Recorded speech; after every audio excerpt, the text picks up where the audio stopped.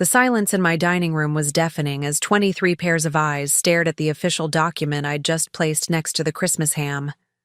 The red ribbon I'd tied around the eviction notice matched the holiday decorations perfectly, though the shocked expressions around my table suggested my guests weren't appreciating my attention to detail. "What is this supposed to be?" Diane Walsh demanded, her manicured fingers hovering over the legal papers as if they might bite her. The woman who had waltzed into my home 3 months ago without so much as a phone call was now holding a 30-day notice to vacate, complete with legal references and my official letterhead.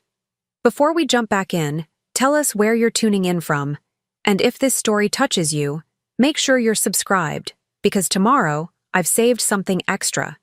Special for you! It's exactly what it looks like, Diane, I replied, my voice steady as I carved another slice of ham. Your eviction notice. Merry Christmas. My husband Kevin's fork clattered against his plate, the sound echoing through the stunned silence. His sister Melissa had gone pale, while his brother Tyler was frantically texting under the table, probably alerting other family members to the drama unfolding in real time. But I felt nothing except a profound sense of calm washing over me as I watched 3 months of careful planning come to fruition. You see, when someone underestimates a real estate attorney who specializes in tenant rights and property law, they tend to forget that I know exactly how to protect what's mine.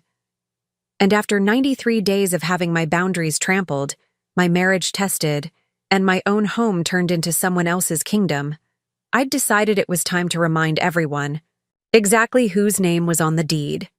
The look of absolute shock on Diane's face was worth every sleepless night I'd spent documenting her behavior, every carefully timed photograph, every recorded conversation that would hold up in court if necessary.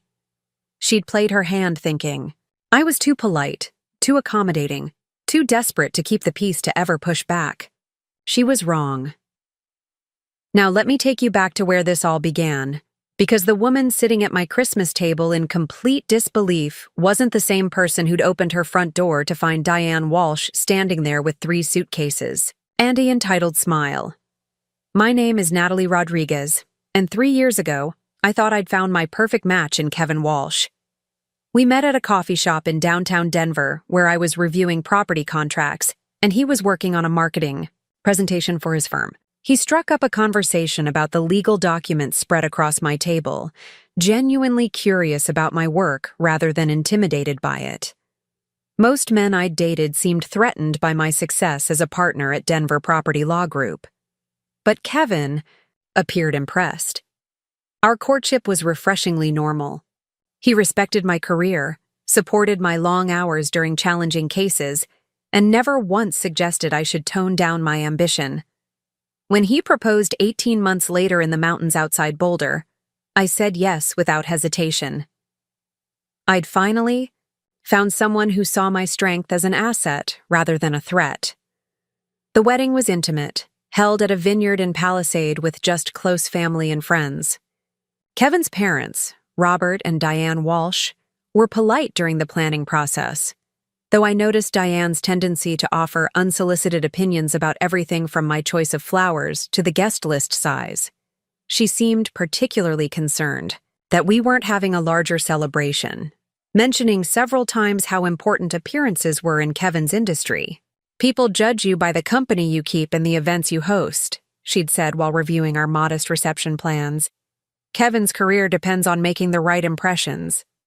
I should have paid more attention to that comment, but I was too focused on starting my marriage to dissect every piece of advice from my new mother-in-law.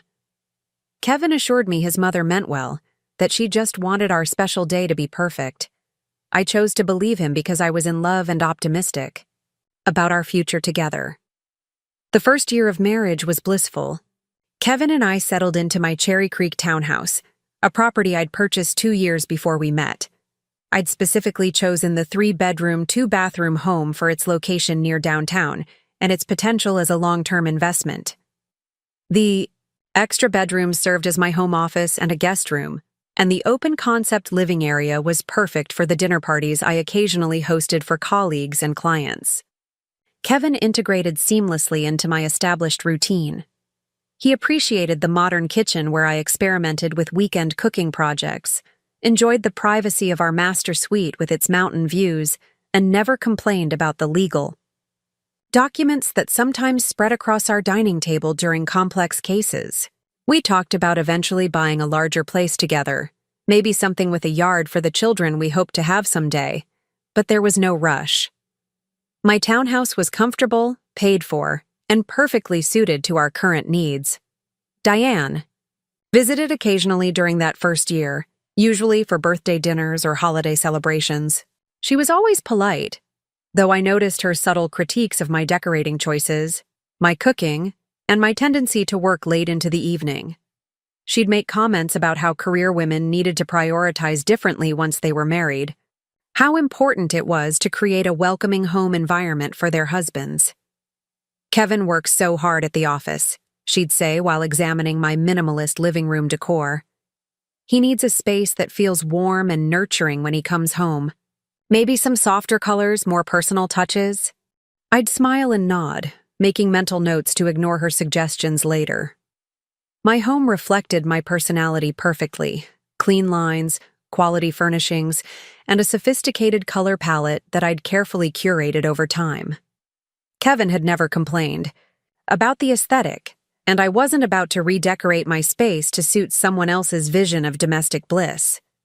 The cracks in my peaceful existence began showing during our second year of marriage, when Kevin's marketing firm started experiencing financial difficulties. Several major clients had ended their contracts, and rumors of potential layoffs created stress throughout the company. Kevin began working longer hours, taking on additional responsibilities, and worrying constantly about job security. I supported him through this difficult period, encouraging him to update his resume and network with contacts at other firms, while reassuring him that my income could sustain us if necessary. As a partner at a successful law firm specializing in Denver's booming real estate market, I earned significantly more than Kevin did in marketing. This had never been an issue between us, but I noticed his parents seemed uncomfortable with the financial dynamic. "It must be challenging for Kevin, having a wife who out-earns him," Robert mentioned during one particularly awkward dinner conversation. "Men need to feel like providers, like they're contributing meaningfully to the household." I'd bitten my tongue, choosing not to point out that Kevin contributed plenty through his emotional support, household responsibilities, and partnership in our marriage.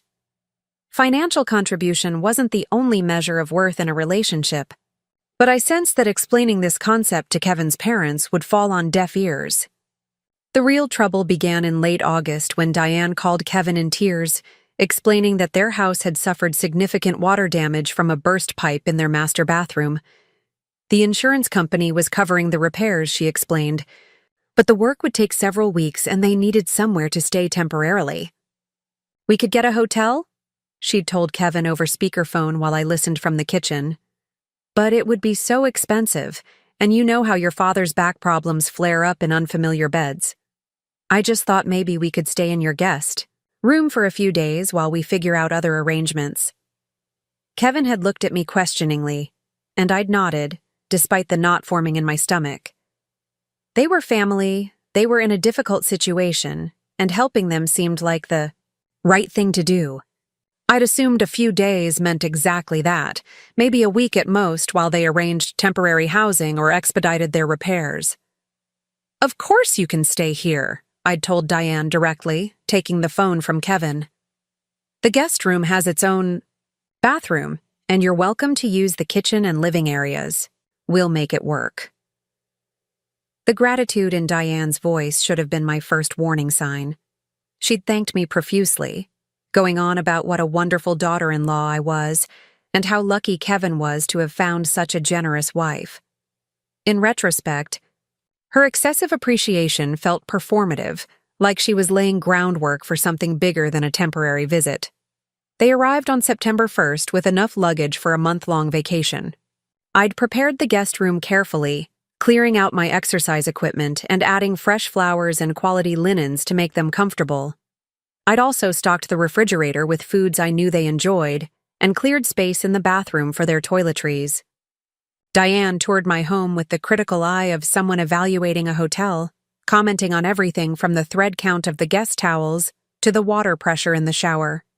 She seemed satisfied with the accommodations, though she mentioned that the guest bed was smaller than she was used to, and the room faced east, which meant morning sunlight might disturb Robert's sleep schedule. "We'll make do," she'd said with a martyred sigh that made me feel guilty for not offering them my master bedroom instead. The first week went smoothly enough. Diane and Robert kept to themselves mostly, though I noticed Diane rearranging items in my kitchen to suit her preferences, and Robert commandeering the television remote during his preferred viewing hours. These were minor inconveniences, the kind of adjustments any household makes when accommodating guests, and I told myself their stay would be brief enough that flexibility was more important than establishing boundaries. Kevin seemed genuinely grateful for my accommodation of his parents, helping with meals and trying to ensure everyone felt comfortable sharing the space. His efforts to maintain harmony were sweet, though I noticed he deferred to his mother's preferences even when they conflicted with our usual routines. "Mom's used to eating dinner earlier than we do," he'd explain when Diane started cooking at 4:30, expecting the rest of us to adjust our schedules accordingly. "And she likes to watch the news while she eats, so maybe we could have dinner in the living room tonight?" I'd agreed to these small changes because I wanted to be accommodating, but I also noticed that Kevin asked me to adjust rather than asking his mother to adapt to our existing household rhythms. This pattern would become increasingly problematic as the days turned into weeks. By the end of September, I started asking about the progress on their house repairs. Diane's answers were vague and increasingly dramatic. First, the contractors had discovered additional damage that required more extensive work. Then, the insurance company was being difficult about covering certain repairs. Later, she mentioned that they were considering upgrading some features while the house was already torn apart, which would extend the timeline significantly. "These things always take longer than expected," she'd say with a helpless shrug. "You know how contractors are." Preparing and narrating this story took us a lot of time, so if you are enjoying it, subscribe to our channel. It means a lot to us. Now back to the story. They promised 2 weeks and deliver 2 months. I'd suggested they might be more comfortable in a furnished apartment or extended stay hotel while waiting for their repairs to be completed. After all, living in someone else's space, even family, had to be stressful for them too. Wouldn't they prefer their own privacy and independence? Diane's response revealed the first glimpse of her true intentions. "Oh, honey, that would be so expensive. And honestly, we're enjoying spending time with you and Kevin. It's been years since we've had real quality time together as a family. Besides, you have all this space, and it's not like we're any trouble. We keep to ourselves, help with cooking and cleaning, and Robert's been handling some of those little maintenance tasks around the house that Kevin never has time for." She wasn't wrong about Robert's helpfulness. He'd fixed a loose cabinet door, adjusted the garage door opener, and replaced several burned-out light bulbs throughout the house. But her comment about spending quality time together struck me as odd, since they'd lived in Denver for Kevin's entire adult life and had plenty of opportunities for family bonding that didn't require moving into our home. More concerning was her casual dismissal of my suggestion about alternative accommodations, as if my preference for privacy in my own home was unreasonable. The phrase, "you have all this space," particularly bothered me because it implied that unused space in my home was somehow available for indefinite occupation by others. October brought more significant changes to our household dynamic. Diane began treating my home like her own, rearranging furniture to suit her preferences, replacing items she considered inadequate, and establishing routines that assumed her permanent residence. She bought new kitchen towels because mine weren't absorbent enough, relocated my living room lamps because the lighting was insufficient for Robert's evening reading, and replaced my bathroom soap with brands that were gentler on mature skin. When I came home from work to find she'd moved my home office supplies to make room for Robert's crossword puzzle books and newspaper collection, I realized We needed to have a conversation about boundaries and expectations. "Diane," I'd said, carefully, finding her in the kitchen preparing what had become her nightly elaborate dinner preparation. "I appreciate you making yourself at home here, but I need my office space to remain functional for work purposes. Could we find somewhere else for Robert's reading materials?" Her response was a masterclass in manipulation disguised as reasonable explanation. "Oh, of course, dear. I just thought since you mostly work at your office downtown, it seemed wasteful to have all that space sitting empty when Robert needs somewhere comfortable to do his puzzles. You know how important mental stimulation is for seniors. But if you need the space occasionally, I'm sure we can work something out."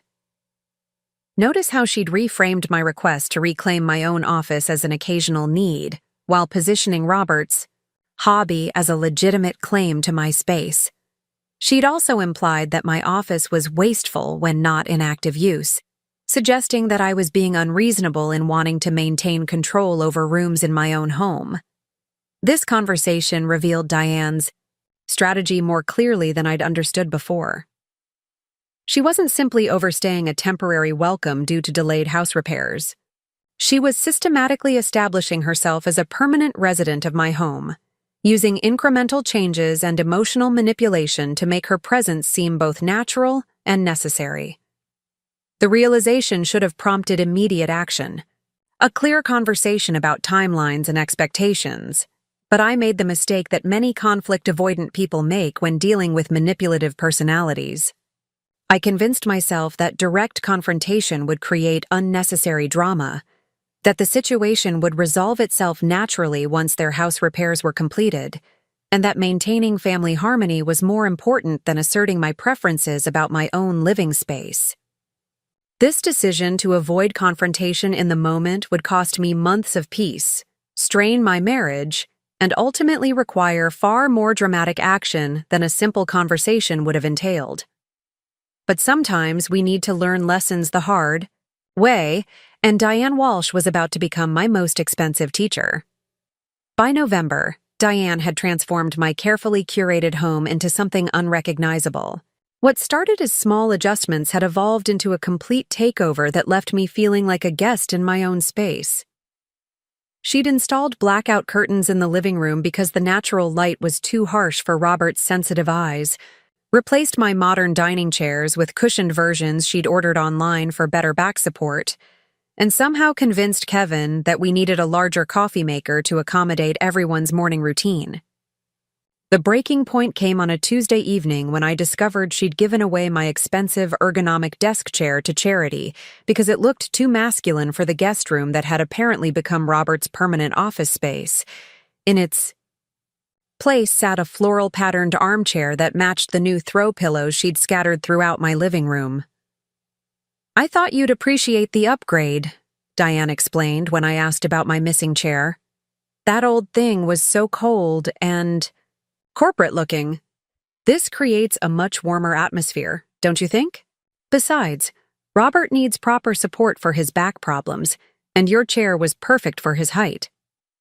I stood there holding my laptop bag, still in my work clothes, staring at the floral monstrosity that had replaced a piece of furniture I'd carefully selected for both comfort and aesthetics. The chair represented something much larger than a simple household change. It was evidence that Diane no longer considered my preferences relevant in my own home. "That chair cost $1,200, I said quietly. "It was specifically designed for long hours of computer work. I need it for when I work from home." Diane waved dismissively at my concern. "Oh, honey, you can work just fine from the couch or the kitchen table. You don't need all that fancy equipment for the little bit of home paperwork you do.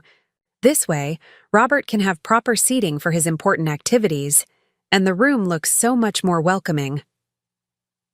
The casual dismissal of my professional needs in favor of Robert's crossword puzzles crystallized everything wrong with our living arrangement. My expensive, carefully chosen office furniture was deemed unnecessary, while his hobby required accommodation and respect. My work was characterized as little bit of paperwork, while his retirement activities were deemed important. enough to commandeer my space. Kevin's response when I raised the issue later that evening revealed how completely his loyalties had shifted during his parents' extended stay.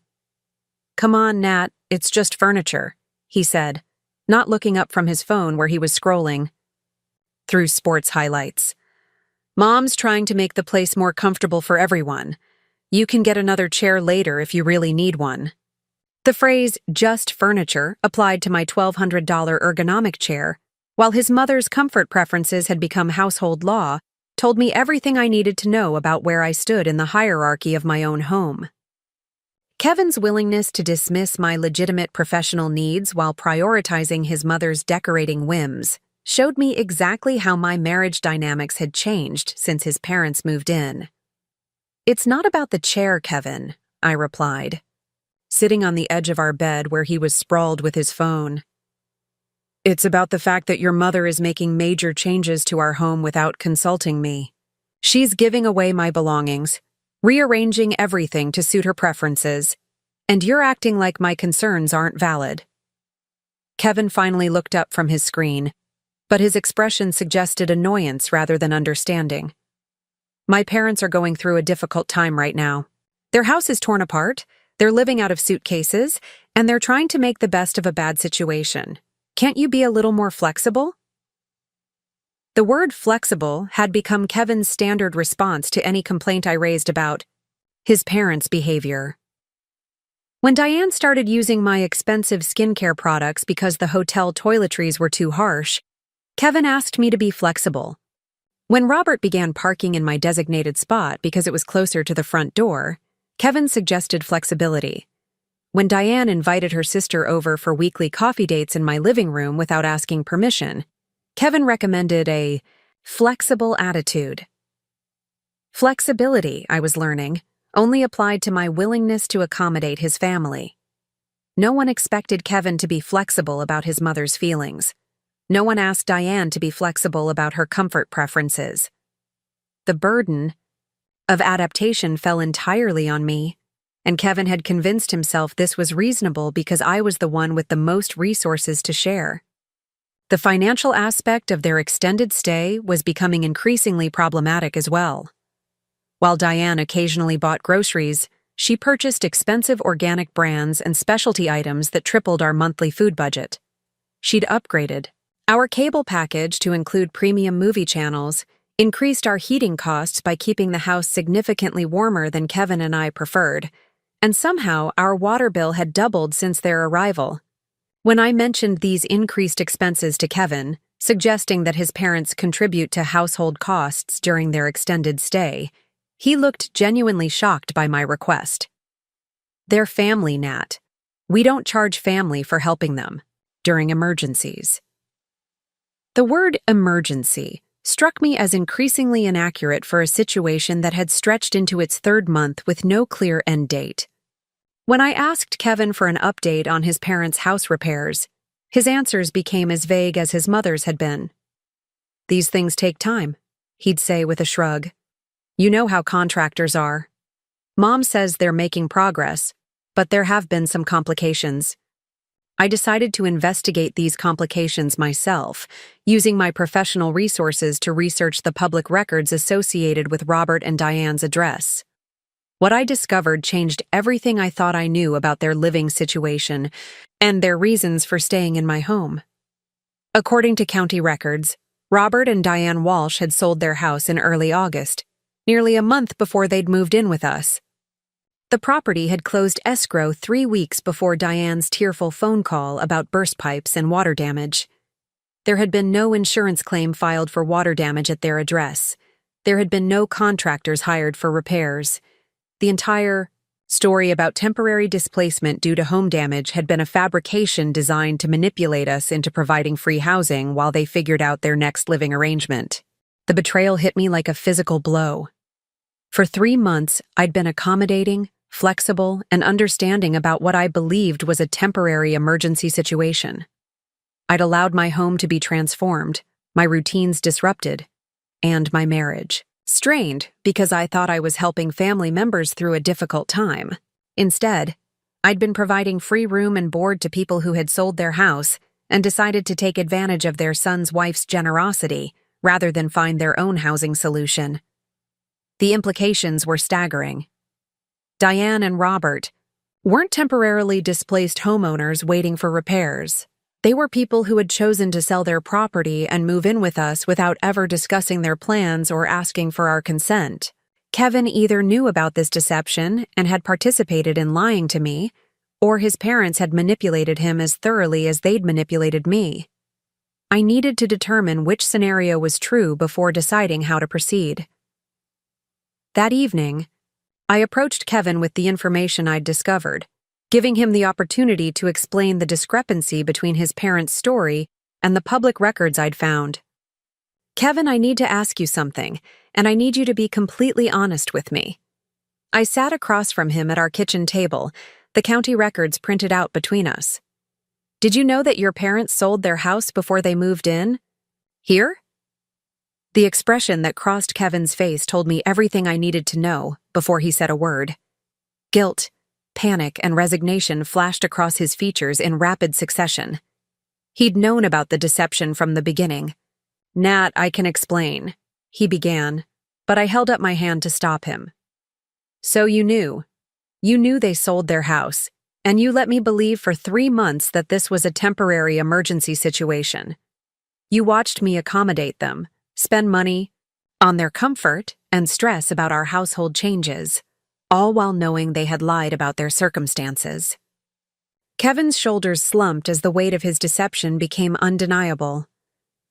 They were in a difficult financial situation. The house sale barely covered their debts, and they didn't have anywhere else to go. Mom was embarrassed about their financial problems, so she thought it would be easier to say it was temporary displacement rather than admitting they needed long-term help. The explanation revealed layers of dishonesty I hadn't even considered.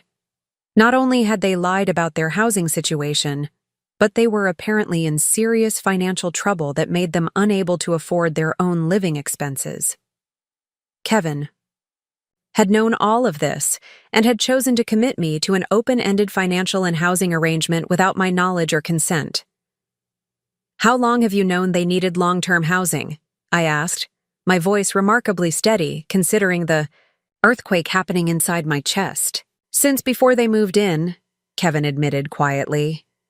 They asked if they could stay here while they figured out their next steps. I said yes because they're my parents and they needed help. I thought you'd understand if I explained it the right way. The phrase, explained it the right way, was particularly infuriating, because it revealed Kevin's belief that manipulation and deception were acceptable tools for managing my reactions to decisions that affected my life. He hadn't trusted me with the truth because he'd assumed I wouldn't be generous enough to help his parents if I understood the real scope of what they were asking. So, instead of trusting me with the truth and asking for my support in helping your parents through a financial crisis, you chose to lie to me and trick me into an arrangement I never agreed to, I summarized, my legal training helping me cut through the emotional manipulation to identify the core issues. Kevin's face crumpled as he realized how indefensible his behavior sounded when stated clearly. I was scared you'd say no if you knew how serious their situation was. You work so hard, and your home is so important to you. I didn't want to burden you with their problems. The irony of his statement was breathtaking. He'd been so concerned about burdening me with his parents' problems that he'd instead chosen to burden me with months of deception, household disruption, and financial strain without my knowledge or consent. His approach had created exactly the kind of burden he'd claimed to want to avoid, while also destroying my trust in his honesty and judgment. Kevin, do you understand that what you've done is fraud? I asked, my professional expertise finally asserting itself in our personal crisis. You've obtained housing and financial support through false pretenses. In my professional life, I help people evict tenants who lie about their circumstances to secure housing arrangements. The word evict seemed to strike Kevin like a physical blow. Nat, please don't talk like that. These are my parents. This is our family. We can work this out. But I was no longer thinking like Kevin's accommodating wife.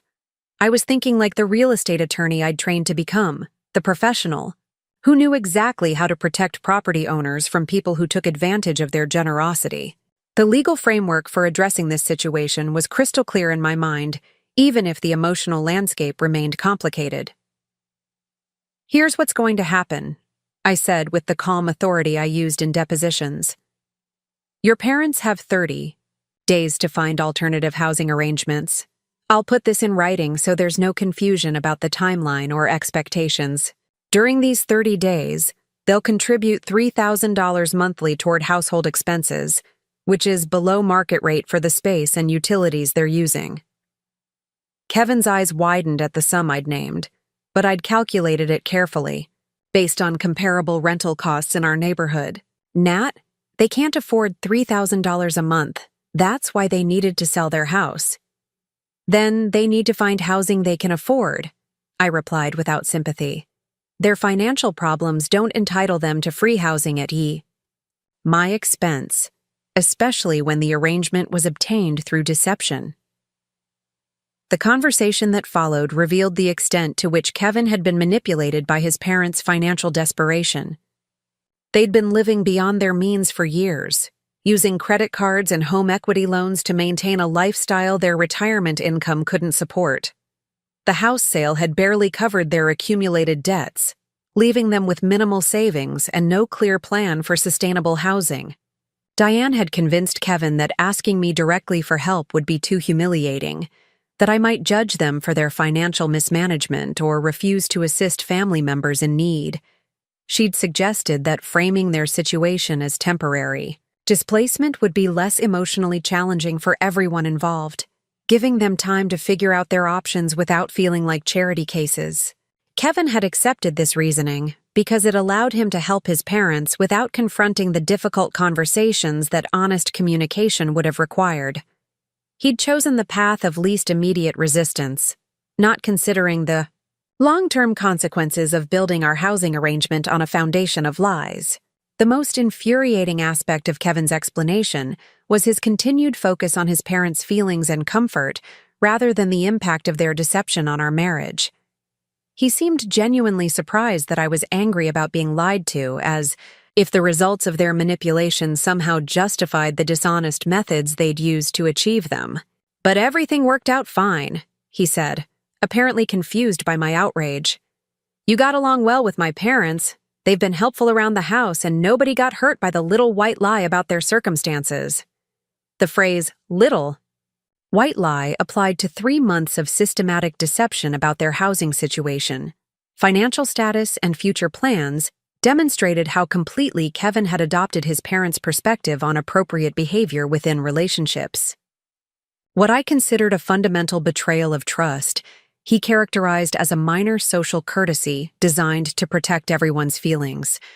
This conversation forced me to confront an uncomfortable truth about my marriage that I'd been avoiding for months. Kevin's loyalty to his parents superseded his commitment to honesty with me. When forced to choose between his family's comfort and our relationship's integrity, he'd chosen his family without hesitation or apparent regret. The realization that my husband considered me less deserving of truth and respect than his parents' comfort was devastating. But it was also clarifying in a way that helped me understand exactly what kind of action this situation required. I spent the next week documenting everything I could about Robert and Diane's actual living situation, financial status, and the timeline of their deception. As a real estate attorney, I understood the importance of thorough documentation when dealing with difficult tenant situations, and I approached this personal crisis with the same methodical preparation I'd use for any complex legal case. The documentation process revealed additional layers of manipulation I hadn't previously recognized.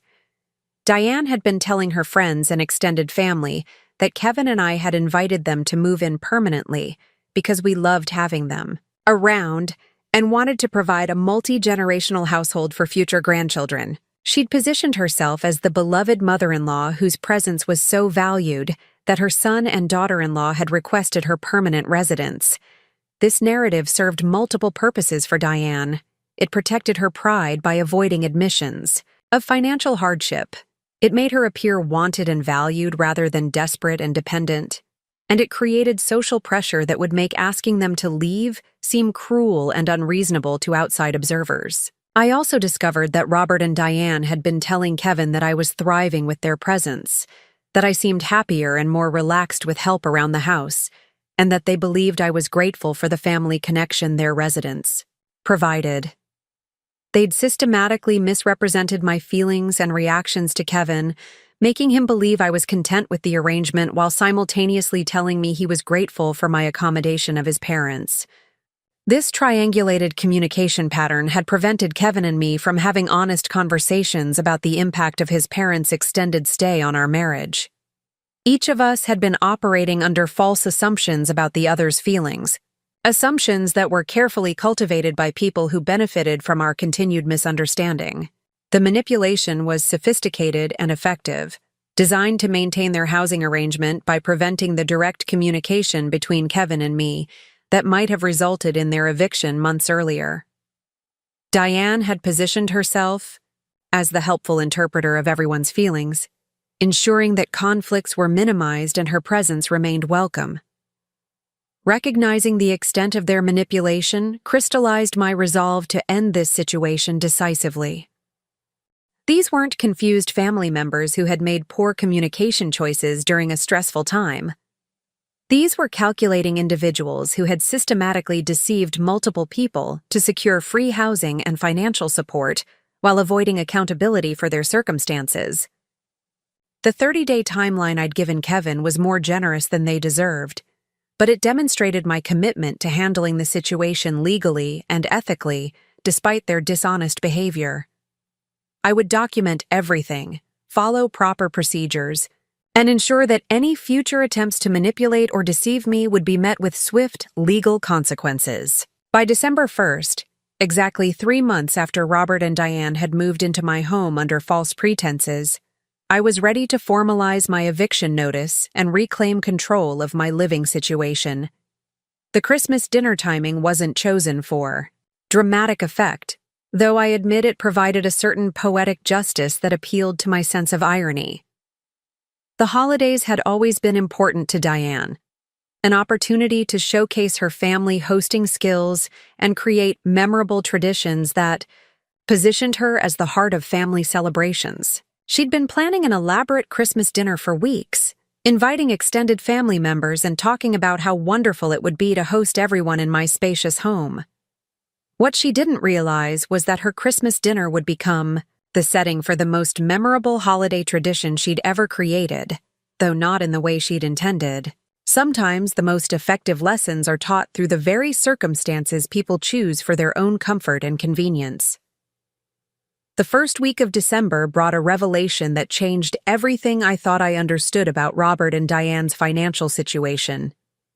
While reviewing my credit card statements for tax preparation, I discovered charges I hadn't made, purchases that coincided perfectly with the expensive organic groceries, premium cable upgrades, and household improvements that had appeared throughout their stay. Diane had somehow gained access to my credit card information and had been using it to fund her enhanced lifestyle in my home.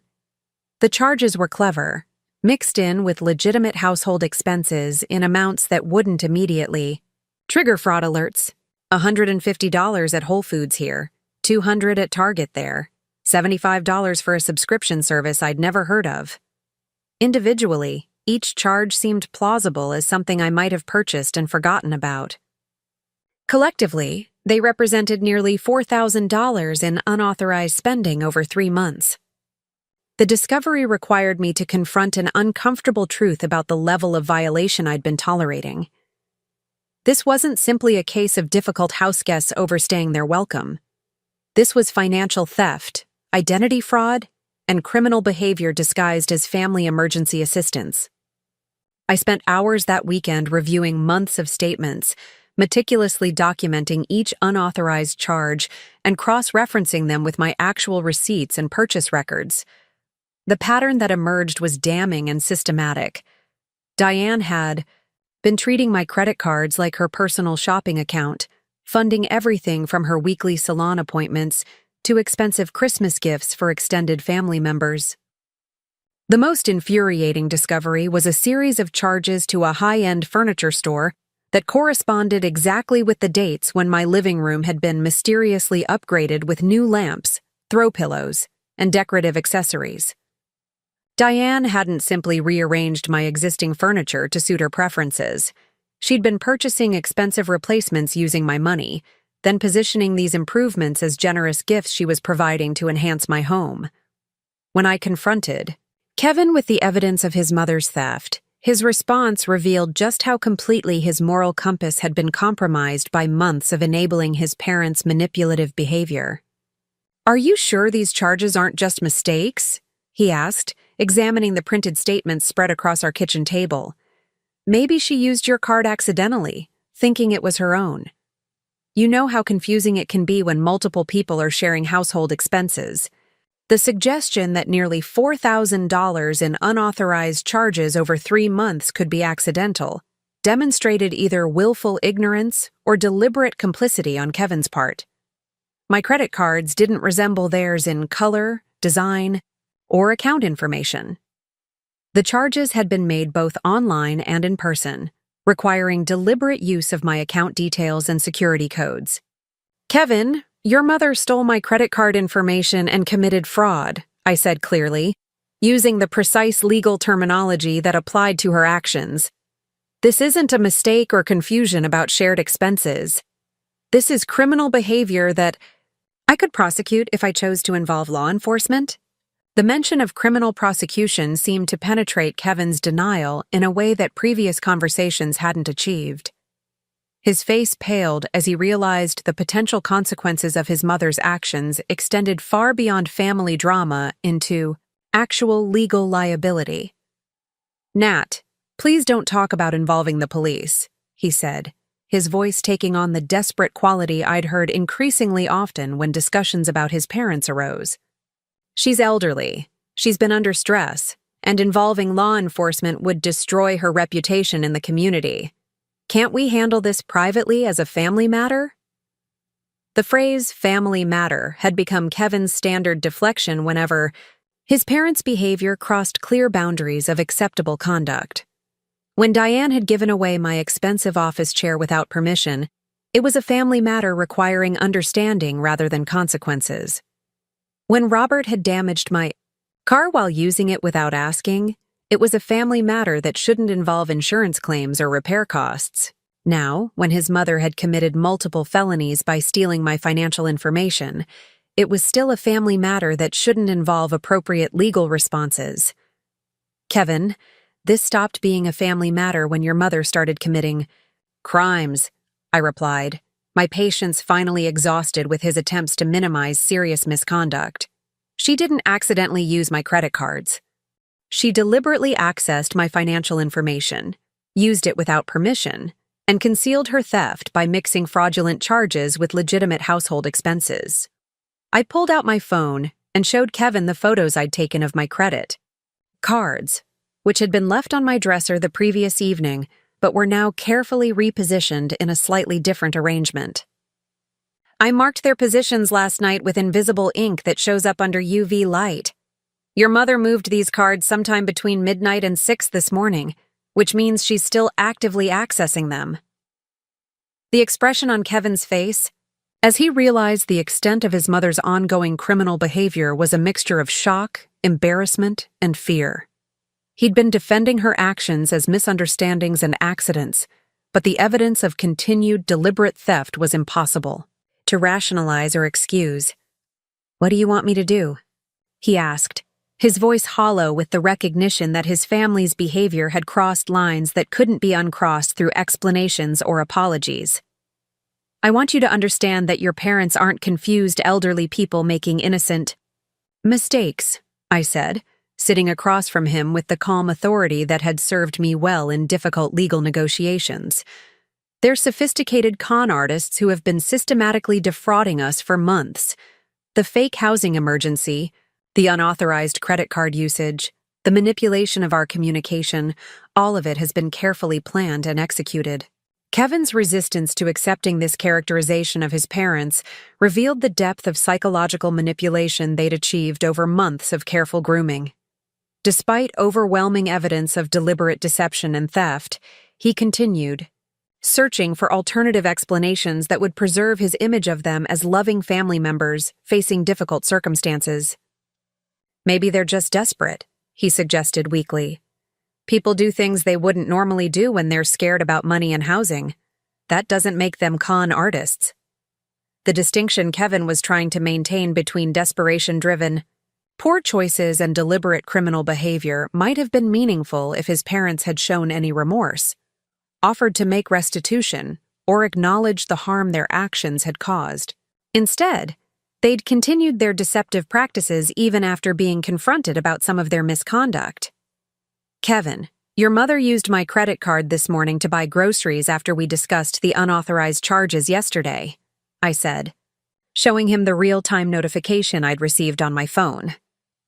This isn't desperation driving poor choices. This is ongoing criminal behavior by someone who believes she's entitled to unlimited access to other people's resources. The evidence of continued theft, even after partial confrontation, seemed to break through Kevin's psychological defenses in a way that previous revelations hadn't achieved. He stared at the notification on my phone, finally understanding that his mother's behavior wasn't a temporary lapse in judgment, but a deliberate pattern of exploitation that would continue indefinitely without serious consequences. I spent the next several days conducting the kind of thorough investigation I'd normally perform for clients facing complex fraud cases. Using my professional resources and legal contacts, I researched Robert and Diane's actual financial situation, credit, history, and recent legal entanglements. What I discovered painted a picture of two people who had been living beyond their means for years, accumulating debt through increasingly sophisticated schemes, and targeting family members as their primary sources of financial support. Robert and Diane Walsh owed approximately $80,000 in credit card debt, had defaulted on 2 previous mortgage agreements, and were facing garnishment proceedings from multiple creditors. Their house sale hadn't covered their accumulated debts, as Kevin had been told. Instead, they'd sold the property to delay bankruptcy proceedings and buy time to find alternative sources of income. Court records revealed that they'd previously stayed with Diane's sister for 6 months under similar false pretenses, claiming temporary displacement while actually using the arrangement to avoid rent payments during their financial crisis. That arrangement had ended when Diane's sister discovered unauthorized charges on her credit cards, leading to a family estrangement that explained why they hadn't approached her for help this time. The pattern was clear and disturbing. Robert and Diane systematically targeted family members with resources, manipulated them into providing housing and financial support through false emergency narratives, then exploited their generosity as extensively as possible before moving on to their next victims. Kevin and I weren't their first targets, and we wouldn't be their last unless someone took decisive action to end their fraudulent behavior. Armed with this information, I realized that simply asking them to leave wouldn't solve the broader problem of their criminal conduct. They would continue targeting other family members, friends, or vulnerable individuals unless they faced serious consequences that made future fraud attempts impossible or inadvisable. The decision to involve law enforcement wasn't motivated by vindictiveness or anger, though I certainly felt both emotions toward people who had violated my trust so completely. It was motivated by my professional responsibility to prevent ongoing criminal behavior, and my personal commitment to ensuring that other potential victims wouldn't suffer the financial and emotional damage that Kevin and I had experienced. I scheduled a consultation with Detective Maria Santos at the Denver Police Department's Financial Crimes Unit, bringing with me the comprehensive documentation I'd assembled over weeks of investigation. Detective Santos reviewed my evidence with the experienced eye of someone who'd seen similar fraud cases many times before. "This is a textbook example of family-based financial fraud," she explained after reviewing my documentation. "The perpetrators use emotional manipulation and family loyalty to prevent victims from reporting criminal behavior. They're counting on your reluctance to prosecute family members which is why they feel safe continuing their theft even after being confronted. Detective Santos confirmed that Robert and Diane's behavior constituted multiple felonies, including identity theft, credit card fraud, and obtaining housing through false pretenses. The systematic nature of their deception and the involvement of vulnerable elderly victims in their previous schemes elevated the potential charges to levels that could result in significant prison sentences. We've been tracking similar patterns in several other cases, Detective Santos continued. Elderly couples with financial problems targeting younger family members through false emergency narratives. Your case provides some of the best documentation we've seen, which could be crucial for prosecution efforts. The possibility that my situation could help protect other families from similar fraud schemes added another dimension to my decision-making process. Prosecuting Robert and Diane wouldn't just address their theft from Kevin and me. It could prevent them from victimizing others and potentially expose broader patterns of elder financial abuse that law enforcement was investigating. However, Detective Santos also explained the practical challenges of prosecuting family-based fraud cases. Victims often refused to cooperate with investigations once they understood the potential consequences for their relatives. Defense attorneys exploited family relationships to generate sympathy for defendants and minimize criminal penalties. Juries sometimes struggled to view family-based theft as seriously as they would theft between strangers. The strongest cases are those where victims are willing to follow through with prosecution despite family pressure, Detective Santos advised. If you're not prepared to testify against your in-laws in court, potentially sending them to prison, then filing charges might not be the most effective approach. The question of whether I was prepared to see Robert and Diane face criminal penalties for their behavior required serious consideration of my values, priorities, and long-term goals. I'd entered this situation wanting to reclaim my home and restore my marriage to its previous stability. Now I was contemplating actions that could result in my husband's parents spending years in prison and permanently destroying any possibility of family reconciliation. The moral complexity of the decision was compounded by Kevin's increasingly desperate attempts to negotiate alternative solutions that would avoid legal consequences for his parents. He proposed repayment plans, family mediation, and even temporary separation while his parents found housing elsewhere. Anything that might resolve our immediate problems without involving criminal prosecution. "They're old, Nat," Kevin pleaded during one of our increasingly frequent arguments about how to proceed. "Prison would destroy them? Can't we find a way to get our money back and make sure they leave without ruining their lives completely?" Kevin's continued focus on protecting his parents from consequences, rather than acknowledging the full extent of harm they'd caused, revealed how completely our priorities had diverged during this crisis. He was still thinking like their son, desperate to shield them from accountability. I was thinking like their victim, determined to prevent future harm to ourselves and others. The conversation that finally resolved my uncertainty occurred when I overheard Diane on the phone with someone she addressed as Cousin Margaret, apparently recruiting her next housing target using a refined version of the same false emergency narrative she'd used on Kevin and me. "The contractor situation has been a nightmare," Diane was saying, her voice carrying the same tone of helpless frustration she'd used to manipulate us. "We thought we'd be back in our house by now, but you know how these things go. Kevin and Natalie have been wonderful, but we don't want to overstay our welcome. And I remembered you mentioning that you had extra space since Uncle Harold passed." The realization that Diane was actively recruiting her next victim while still residing in my home, still using my credit cards, and still lying about her circumstances eliminated any remaining hesitation about involving law enforcement. She wasn't a confused elderly woman making poor choices under stress. She was a career criminal who viewed family relationships as opportunities for exploitation. I called Detective Santos that afternoon and scheduled a formal interview to provide my statement and evidence for criminal charges. The decision felt simultaneously liberating and terrifying, but it was the only response that adequately addressed the scope of criminal behavior I'd uncovered. Kevin's reaction when I informed him of my decision to pursue prosecution was more extreme than I'd anticipated. He accused me of vindictiveness, cruelty, and prioritizing money over family relationships. He threatened to leave me if I proceeded with charges that could send his parents to prison. He even suggested that my professional training had made me too quick to involve legal solutions instead of seeking family-based resolutions. "This is who you really are," Kevin said during our final argument about the prosecution decision. "When things get difficult, you choose legal battles over family loyalty. You'd rather destroy my parents than work together to solve our problems."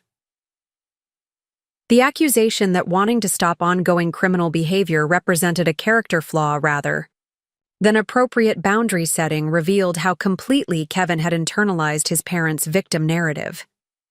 In his mind, I was the aggressor for refusing to tolerate theft, fraud, and systematic deception. His parents were the victims for facing consequences of their criminal choices. This conversation forced me to confront the possibility that my marriage might not survive the actions necessary to reclaim my home and financial security. Kevin had chosen his parents' comfort over our relationship's honesty, their criminal behavior over my legitimate rights, and their continued presence over my peace of mind in my own home. The choice between preserving my marriage and protecting myself from ongoing victimization shouldn't have been necessary, but Kevin's unwillingness to support appropriate consequences for his parents' behavior had created exactly that dilemma. I could continue enabling criminal behavior to maintain family harmony, or I could take decisive action that might end my marriage, but would definitely end my victimization.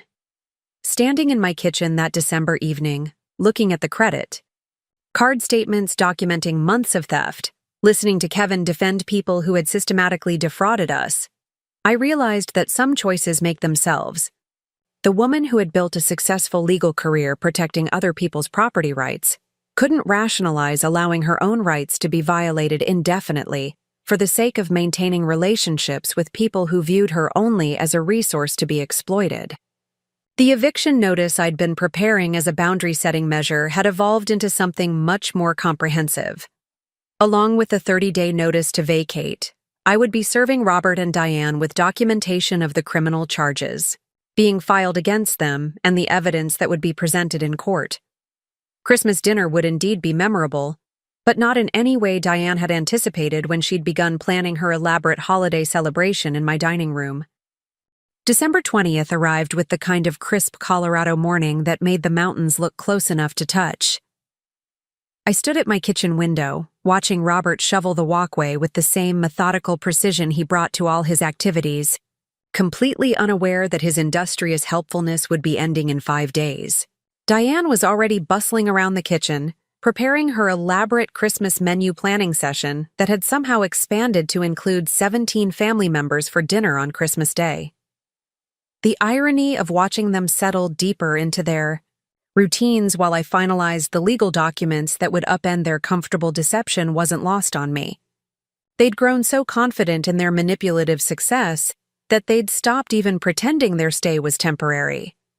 Diane had begun talking about spring gardening plans for my backyard and suggesting renovations that would make the guest bathroom more suitable for permanent residents. My phone buzzed with a text from Detective Santos confirming our final evidence review meeting scheduled for December 23rd. The timing was perfect, allowing me to complete the criminal complaint paperwork while ensuring that all documentation would be ready for service alongside the eviction notice on Christmas Day.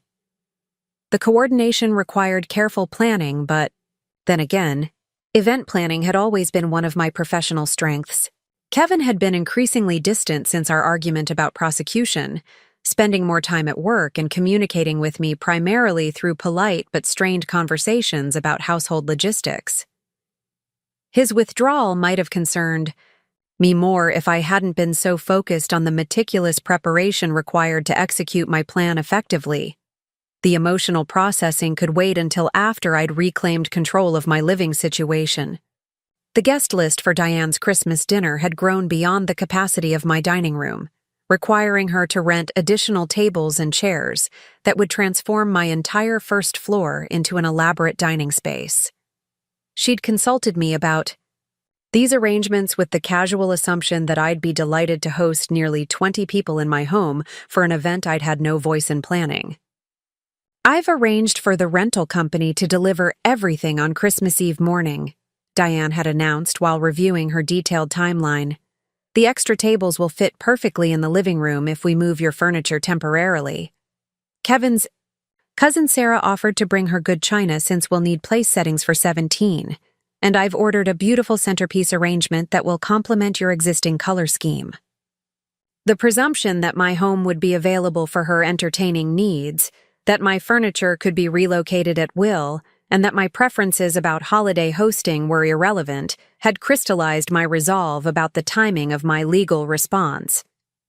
If Diane wanted to use Christmas dinner as a showcase for her hostessing abilities in my space, it seemed only appropriate that the occasion also serve as her introduction to the consequences of her criminal behavior. I'd spent weeks perfecting the documentation that would accompany my eviction notice, ensuring that every legal requirement was met and every piece of evidence was properly authenticated for potential court proceedings. The package I'd prepared included the formal 30-day notice to vacate, copies of all fraudulent credit card charges with supporting documentation, screenshots of the false housing emergency communications, and a detailed timeline of their deceptive practices over the past 4 months. The criminal complaint I'd filed with Detective Santos would be served simultaneously with the eviction paperwork, creating a comprehensive legal response that addressed both the housing violation and the financial crimes. The coordination between civil and criminal proceedings would make it impossible for Robert and Diane to manipulate individual aspects of their situation without addressing the full scope of their misconduct. My attorney, Patricia Chen, had reviewed all documentation and confirmed that my legal strategy was both sound and comprehensive. She'd also prepared protective measures that would prevent Robert and Diane from attempting to damage my property, steal additional items, or retaliate against me during their departure process. Given their history of financial fraud and property manipulation, Patricia had advised during our final consultation, we need to assume they might attempt to damage your home or steal valuable items before leaving. The restraining order components of your filing will allow immediate law enforcement intervention if they engage in any retaliatory behavior. The restraining order provision was something I'd added after discovering that Robert and Diane had attempted similar retaliation against Diane's sister when she'd confronted them about their credit card theft. According to court records from that situation, they'd damaged appliances, stolen electronics, and attempted to claim ownership of improvements they'd made to her property using her money. Kevin remained unaware of the comprehensive nature of my legal preparations, though his behavior suggested he suspected something significant was developing. He'd begun asking careful questions about my work schedule, my meetings with unspecified colleagues, and my increased focus on financial paperwork. His attempts at casual inquiry felt more like reconnaissance than genuine interest in my professional activities. "You've been working a lot of late hours lately," he'd mentioned while we passed each other in our hallway, both of us maintaining the polite distance that had characterized our interactions since our argument about prosecution. "Big case coming up?" The question contained an undercurrent of anxiety that suggested Kevin's intuition was warning him about developments he couldn't quite identify. His growing nervousness was probably influenced by his parents' increasing confidence about their permanent residency, creating a tension between his guilt about their deception and his fear of consequences for their behavior. I'd responded to his inquiry with vague references to year-end legal work and tax preparation, technically truthful answers that didn't reveal the specific nature of my activities. The partial honesty felt appropriate given Kevin's participation in months of deliberate deception about his parents' circumstances and ongoing criminal behavior. December 23rd brought an unexpected complication when Diane announced that she'd invited 2 additional families to Christmas dinner, bringing the total guest count to 23 people. The expansion of her guest list without consulting me demonstrated how completely she'd assumed ownership of holiday planning in my home, but it also provided additional witnesses for the legal document service I'd planned. "I hope you don't mind the extra guests," Diane said while reviewing her updated seating arrangements spread across my kitchen table. The Morrison family just returned from visiting relatives, and Patricia's daughter is home from college, so it seemed cruel to exclude them from our celebration. Family gatherings are so much more meaningful when everyone feels included.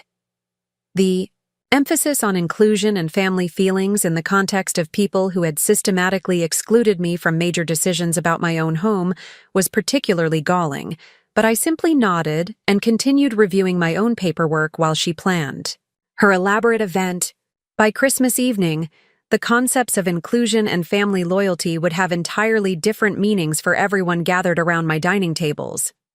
My final meeting with Detective Santos confirmed that all criminal complaint documentation was properly filed and ready for service. The charges included multiple counts of identity theft, credit card fraud, obtaining housing through false pretenses, and conspiracy to commit financial crimes. The evidence package we'd assembled was comprehensive enough to support prosecution, even if Robert and Diane attempted to claim confusion, desperation, or misunderstanding as defenses. The systematic nature of their deception and the involvement of multiple victims makes this a strong case for prosecution, Detective Santos confirmed while reviewing our final evidence compilation.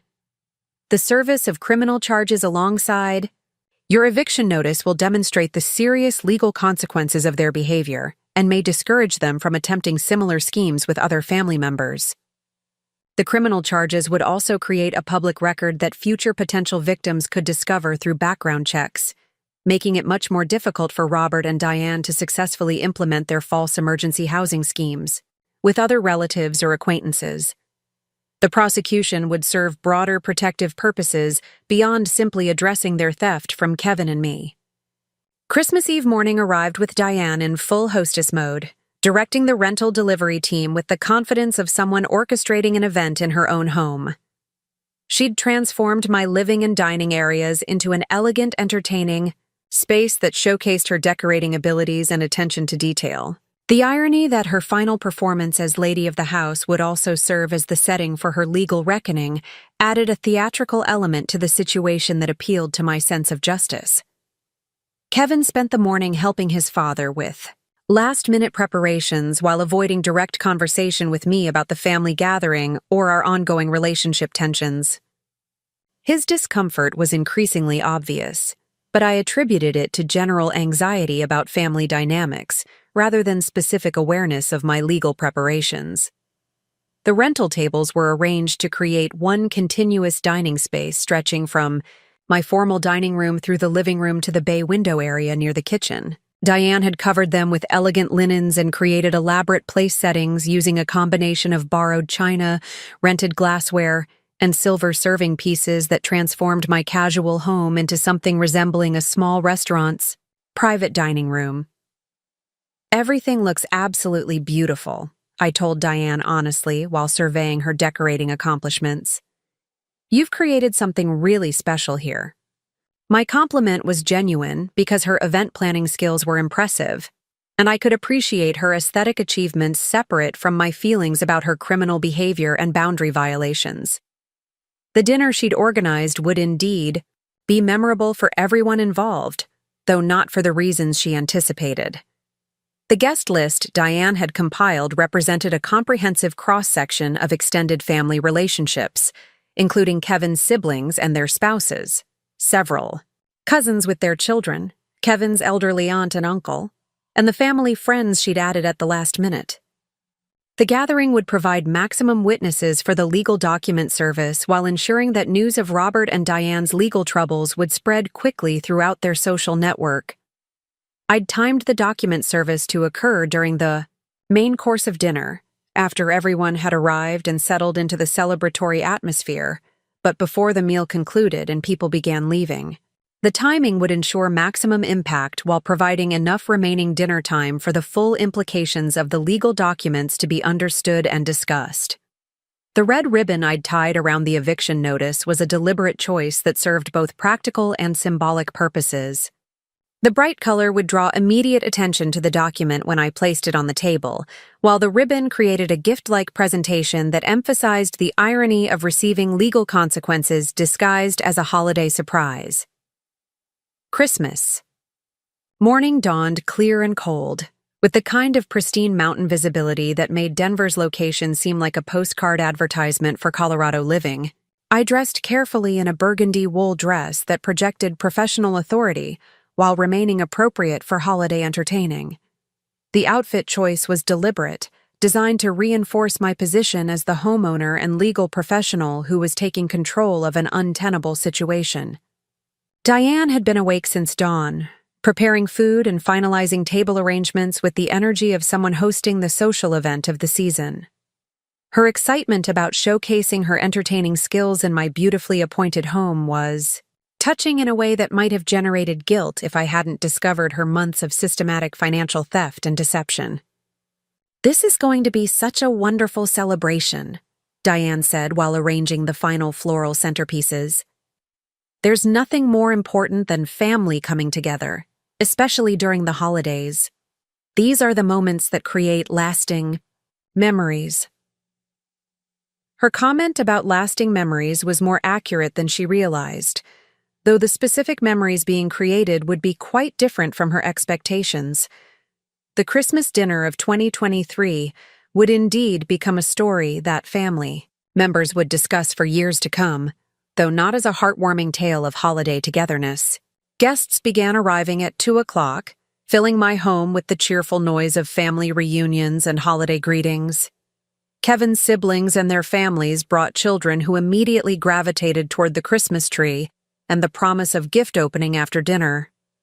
The elderly relatives settled into comfortable chairs with glasses of wine, while the younger adults clustered in the kitchen helping with final food preparations. The atmosphere was genuinely warm and festive, filled with the kind of intergenerational family bonding that Norman Rockwell paintings are designed to capture. Diane moved through the gathering with the confidence of a beloved matriarch hosting a cherished family tradition, accepting compliments on her decorating and menu planning, with gracious acknowledgement of her efforts. Kevin's behavior throughout the afternoon suggested increasing anxiety about something he couldn't quite identify.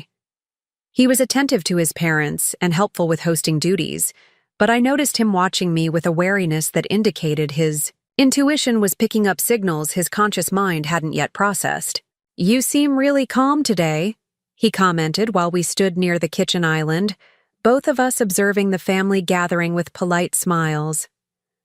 "I thought you might be stressed about hosting this many people."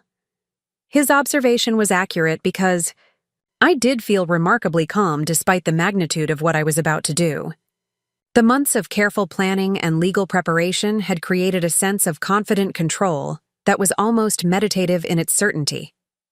I knew exactly what was going to happen, when it would happen, and what the consequences would be for everyone involved. "I'm looking forward to a memorable evening," I replied truthfully, accepting a glass of wine from Kevin's cousin while maintaining eye contact with my husband. Some occasions deserve special recognition. The ambiguity in my response seemed to increase Kevin's discomfort, but he was distracted by his father's request for help carving the turkey before he could pursue the conversation further. The timing worked perfectly because it moved him away from me just as I needed to excuse myself for final preparation of the legal documents I'd be serving during dinner. The eviction notice and criminal complaint paperwork were waiting in my home office, professionally printed on legal letterhead, and organized in presentation folders that emphasized their official nature. I'd included explanatory cover letters that summarized the key points for family members who might not understand the legal terminology or implications of the various charges. The criminal complaint detailed 14 separate counts of fraud and theft, with each charge supported by specific evidence including dates, amounts, and documentary proof of deliberate deception. The civil eviction notice referenced Colorado landlord-tenant law and included a comprehensive timeline of lease violations, property damage, and unauthorized modifications to my home. Together, the documents created a legal response that addressed every aspect of Robert and Diane's misconduct while providing clear consequences and expectations for their departure. The comprehensive nature of my legal strategy would make it impossible for them to argue that they didn't understand the seriousness of their situation or the requirements for resolving it. At 5:30, Diane announced that dinner was ready and began directing everyone toward their assigned seats at the elaborately arranged tables. The seating chart she'd created placed Robert and herself at the head of the main table, with family members arranged according to a hierarchy that positioned them as the honored hosts of the celebration. Kevin and I were seated together midway down the table, close enough to the center of activity to participate in conversations, but far enough from the head positions to reinforce Robert and Diane's assumed authority over the gathering. The seating arrangement would work perfectly for my purposes, because it placed me in a central location with clear sight lines to all the guests when I stood to make my announcement. The meal began with the kind of warm family atmosphere that holiday gatherings are designed to create. Multiple conversations flowed around the tables. Children shared stories about school and friends, and adults caught up on career developments and family news. Diane presided over the dinner with visible satisfaction, clearly enjoying her role as the gracious hostess who had brought everyone together for a memorable celebration. The irony that her pride in hosting abilities was about to be permanently associated with one of the most dramatic family confrontations in Walsh family history wasn't lost on me, as I watched her accept compliments on the beautiful table settings and delicious food preparation. Sometimes the most effective lessons are delivered in the settings people choose for their own comfort and validation. As the main course plates were being cleared and people began settling back in their chairs with satisfied expressions, I stood and moved toward the head of the table where Robert and Diane were seated. The movement drew attention from several family members, who probably assumed I was going to offer a toast or express gratitude for the wonderful meal they'd prepared. Instead, I reached into my jacket pocket and withdrew the legal documents I'd prepared, each one wrapped with its distinctive red ribbon that matched the holiday decorations scattered throughout the room. The contrast between the festive presentation and the serious legal content created exactly the kind of memorable moment that would ensure this Christmas dinner became legendary in family storytelling. Before we move on to dessert, I announced in the clear, professional voice I used for important legal presentations, I have some documents that need to be served to Robert and Diane Walsh. The silence that followed my announcement was so complete. I could hear the grandfather clock ticking in the hallway. 23 family members sat frozen in their chairs, forks suspended halfway to mouths, wine glasses paused mid-sip, children's chatter cut off as if someone had pressed a mute button on the entire gathering. Diane's face cycled through confusion, disbelief, and growing horror as she processed what I'd just said. Her hand trembled as she reached for the ribbon-wrapped document I'd placed directly in front of her dinner plate, the red bow creating a mockingly festive contrast against the formal legal letterhead visible through the presentation folder. "What is this supposed to mean?" Robert asked, his voice carrying the authority of someone accustomed to being the patriarch of family gatherings. "Some kind of joke?" "It's exactly what I said," I replied calmly, remaining standing at the head of the table where everyone could see and hear me clearly. "Legal documents that need to be formally served to both of you. The ribbons are just for presentation since we're celebrating Christmas." Kevin's sister Melissa was the first to break the stunned silence. "Natalie, what are you talking about? What kind of legal documents?" I gestured toward the folders in front of Robert and Diane, who were both staring at them as if they contained explosive devices. A 30-day eviction notice and criminal complaint documentation for multiple counts of fraud, identity theft, and obtaining housing through false pretenses. The words hung in the air like smoke from an explosion, their implications slowly penetrating the shocked minds of family members who had gathered to celebrate Christmas dinner and were instead witnessing the complete destruction of their understanding of recent family dynamics. Diane's voice came out as a strangled whisper. "Criminal complaint? 14 separate felony charges, actually. I said with the same professional tone I used when explaining complex legal situations to clients. Each one supported by extensive documentation of deliberate fraud and theft spanning the past 4 months. Kevin's chair scraped against the hardwood floor as he stood abruptly, his face drained of color. "Natalie, what the hell are you doing?" The profanity at Christmas dinner in front of elderly relatives and young children would normally have drawn sharp rebukes from multiple family members, but everyone was too shocked by the larger drama unfolding to worry about language violations. "I'm serving legal notice to 2 people who have been systematically defrauding us since September," I replied, meeting Kevin's horrified gaze with steady eye contact. "Your parents sold their house before moving in here, lied about emergency circumstances, and have been using my credit cards without permission to fund their lifestyle while living in my home rent-free." The gasps from around the table were audible now, as family members began processing the implications of what I'd revealed. Kevin's Aunt Margaret actually dropped her wine glass, the sound of crystal shattering against china creating a punctuation mark for the destruction of family illusions happening in real time. "That's not true," Diane said, but her voice lacked conviction, and her eyes were darting around the table seeking support from family members who were now staring at her with dawning suspicion rather than sympathy. I reached into my other jacket pocket and withdrew a thick folder of supporting documentation. "I have bank records showing the sale of your house on August 15th, 3 weeks before you claimed to have water damage. I have credit card statements documenting $4,000 in unauthorized charges. I have recorded phone conversations where you recruited additional housing targets using the same false emergency narrative you used on us." The methodical presentation of evidence was having the desired effect on our audience. Faces around the table were shifting from confusion to understanding to outrage, as family members realized they'd been witnessing an elaborate deception rather than a heartwarming story of intergenerational family support. Tyler, Kevin's younger brother, was the first to find his voice. "Mom, is this true? Did you really sell your house and lie about it?" Robert attempted to take control of the narrative with bluster and indignation. "This is outrageous. How dare you ambush us like this in front of our family? We've done nothing but try to help around here and show appreciation for your hospitality." "Appreciation," I repeated, savoring the word. "Like using my credit card this morning to buy groceries after I confronted you about unauthorized charges yesterday? That kind of appreciation?" I pulled out my phone and showed the real-time purchase notification that had appeared during our Christmas morning preparations. $73 at King Soopers at 9:47 this morning. Would you like to explain how that demonstrates appreciation rather than ongoing theft?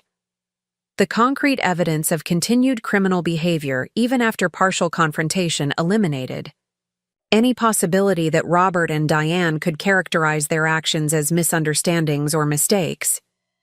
The family members closest to them could see the notification on my phone screen, confirming that their theft was both deliberate and ongoing.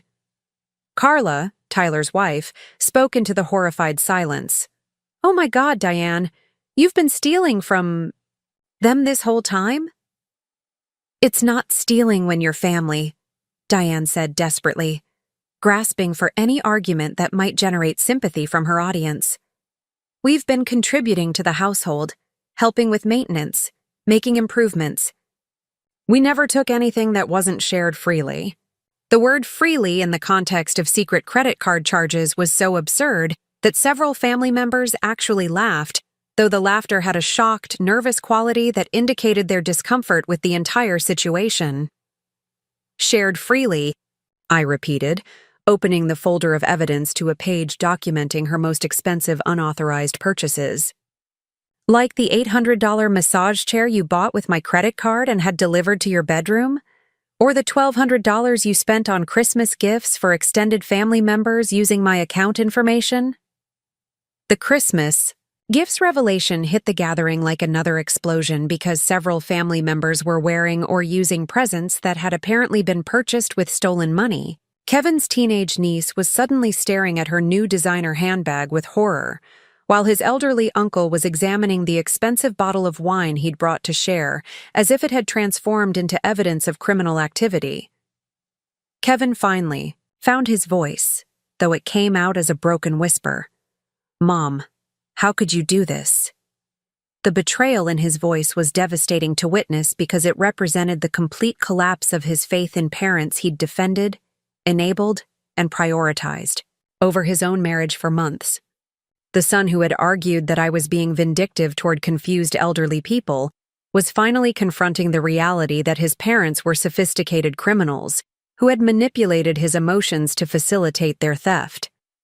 "Kevin, honey, you don't understand the pressure we've been under," Diane began, switching to the emotional manipulation tactics that had worked so effectively in private conversations.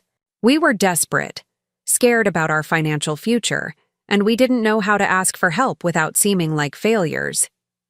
So you decided to steal instead," Melissa said flatly, her voice carrying the disgust of someone realizing she'd been defending criminals at family gatherings for months. "You made us all complicit in fraud by letting us believe you were the victims of circumstances rather than the perpetrators of crimes." The family dynamics I was witnessing revealed how completely Robert and Diane had manipulated everyone's perceptions of the situation. Extended family members had been privately criticizing me for being insufficiently welcoming to elderly relatives facing housing emergencies, while praising Robert and Diane for their grace under pressure and grateful attitude toward family assistance. "We never meant for it to go this far," Robert said, his authoritative demeanor crumbling under the weight of exposed deception. "We thought we could pay everything back once we got our finances stabilized." "Stabilized with money stolen from other family members," I replied, pulling out the documentation I'd discovered about their previous fraud schemes. "Like the 6 months you spent with Diane's sister using the same false emergency story, until she discovered unauthorized charges on her credit cards and evicted you." The revelation that Robert and Diane had targeted multiple family members with identical schemes eliminated any remaining possibility that their behavior could be attributed to desperation or poor judgment under stress. The pattern of deliberate predatory behavior was now undeniable to everyone present. Kevin sank back into his chair, his head in his hands as the full scope of his parents' deception became clear. "Jesus Christ, what else don't I know?" "Probably quite a lot," I admitted with something approaching sympathy for my husband's position. As both victim and enabler of his parents' manipulation, they've been systematically lying to all of us for months, triangulating communication to prevent us from comparing notes and discovering inconsistencies in their stories. The psychological sophistication of Robert and Diane's deception was becoming apparent to family members who were now remembering conversations, inconsistencies, and red flags they'd dismissed or rationalized over the past several months. The manipulation hadn't been limited to Kevin and me. It had extended throughout their social network to create support systems and prevent accountability. "So, what happens now?" Tyler asked, his voice indicating he was afraid to hear the answer. I gestured toward the legal documents that Robert and Diane had finally opened and were reading with increasing horror. "They have 30 days to vacate my property. The criminal charges have been filed with the Denver Police Department Financial Crimes Unit. Detective Santos will be contacting them within 48 hours to schedule formal interviews." The mention of police involvement sent another shockwave through the gathering, as family members realized this situation had moved far beyond private family drama into actual criminal justice proceedings. The possibility that Robert and Diane could face prison sentences made the consequences real in a way that civil eviction alone wouldn't have achieved. "Prison?" Diane whispered, the word barely audible over the stunned silence. "Multiple felony charges typically result in prison sentences when defendants are convicted," I confirmed without emotion. "The systematic nature of your fraud and the involvement of vulnerable family members makes this a serious case that prosecutors will pursue aggressively." Kevin's cousin Sarah spoke for the first time since my announcement. "How long have you known about all this?" I discovered the credit card fraud 3 weeks ago, I replied honestly. The investigation into their actual circumstances took about 2 weeks of professional research using legal databases and public records. The criminal complaint was filed yesterday. The timeline revealed that I'd been conducting a comprehensive legal investigation while maintaining normal family interactions, attending holiday preparations, and allowing Diane to plan an elaborate Christmas dinner in my home. The calculated patience and strategic thinking required for such an approach was impressive to some family members and terrifying to others. "You've been planning this whole thing," Robert accused, apparently trying to shift blame for the situation onto my response rather than their criminal behavior. "You set us up."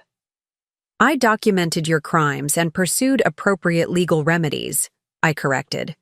"You set yourselves up by choosing to commit fraud, theft, and deception instead of honestly asking for help with your financial problems." The distinction between strategic documentation of ongoing criminal behavior and entrapment seemed lost on Robert, but several family members nodded in understanding of my position. The legal professional in me appreciated their recognition that victims of ongoing crimes have every right to protect themselves through whatever lawful means necessary. Melissa turned to her parents with an expression of complete bewilderment. "Why didn't you just ask for help? We're family. We would have figured something out if you'd been honest about your situation." The question highlighted the most tragic aspect of Robert and Diane's choices, because it was probably true that honest communication about their financial crisis might have generated family support without requiring criminal behavior. Their decision to use manipulation and theft instead of transparency and requests for assistance had created a situation where help was no longer possible. "We were embarrassed," Diane said through tears that might have been genuine remorse or might have been another manipulation tactic.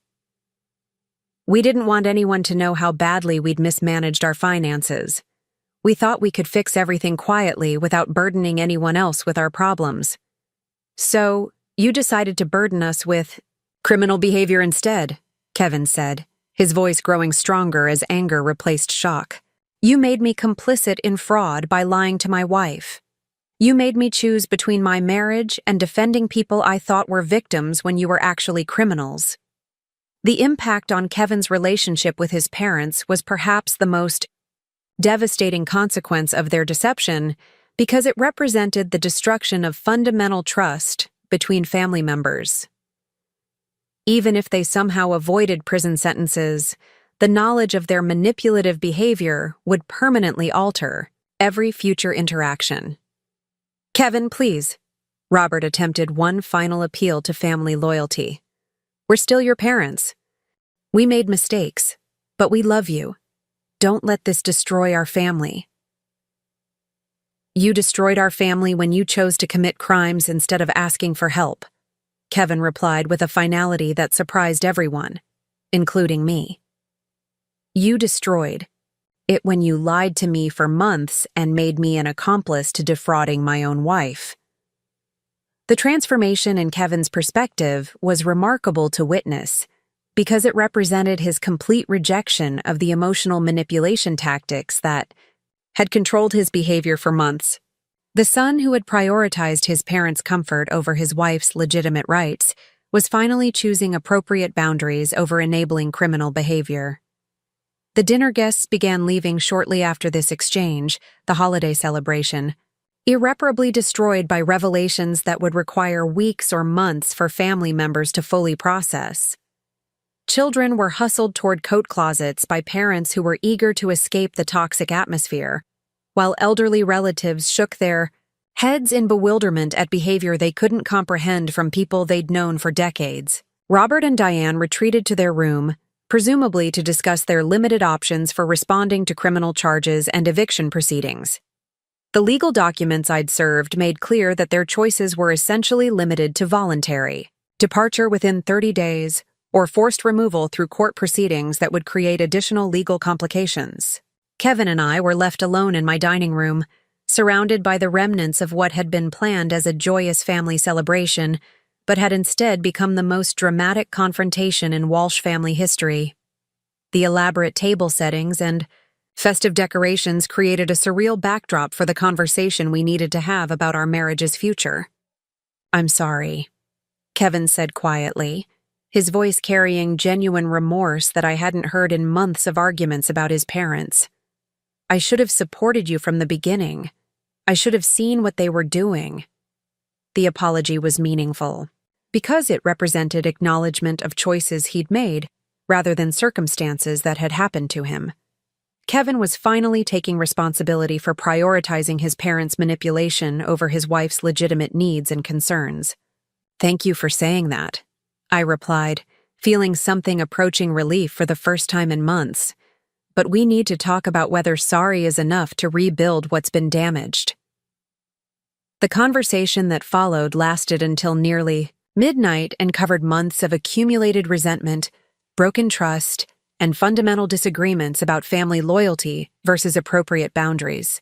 Kevin's willingness to finally confront his parents' criminal behavior was encouraging, but it didn't automatically resolve the underlying issues that had made their manipulation possible.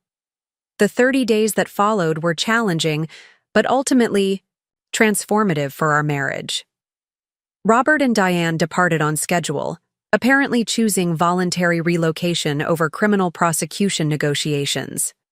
They moved to Arizona, where Diane's remaining sister agreed to provide temporary housing, with strict supervision and financial oversight. The criminal charges were reduced to misdemeanors in exchange for full restitution and agreement to avoid contact with previous victims, an outcome that satisfied my goals of recovering stolen money and preventing future fraud without requiring lengthy court proceedings. Kevin entered individual therapy to address the psychological manipulation he'd experienced and develop healthier boundaries with family members who exhibited problematic behavior. Our marriage counseling sessions were productive because both of us were finally committed to honest communication rather than conflict avoidance. 6 months later, my home felt like my own space again. The guest bedroom had been converted into a proper home office with a new ergonomic chair. The living room had been restored to my preferred minimalist aesthetic, and the kitchen operated according to routines that Kevin and I established together rather than accommodating external demands. The Walsh family dynamics required significant adjustment, as extended family members processed the revelation that respected elderly relatives had been career criminals who manipulated family loyalty to facilitate theft.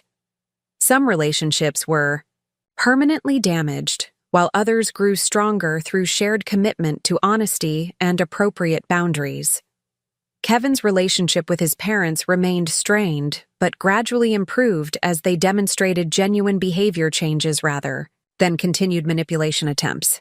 The geographic distance and supervised living arrangement prevented them from creating new opportunities for problematic behavior while allowing limited contact that satisfied Kevin's need for family connection. Looking back on that Christmas dinner confrontation, I realized it represented more than just the resolution of a specific housing and fraud situation. It was the moment when I reclaimed not just my home, but my right to establish and enforce boundaries that protected my well-being and financial security.